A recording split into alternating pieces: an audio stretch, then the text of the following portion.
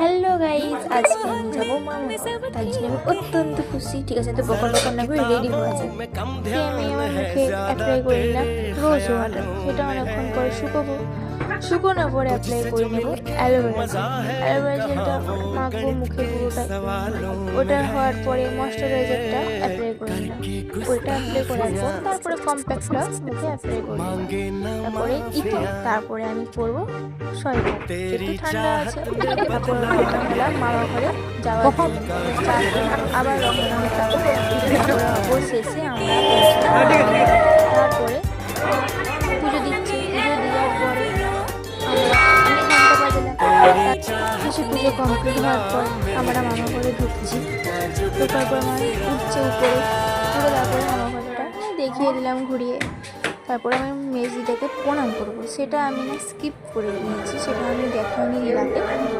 তারপর ওদের মামা বাড়ি ওইখানে প্রত্যেকটা বছর মকর সংক্রান্তির জন্য সেটা একটু দেখিয়ে দিলাম।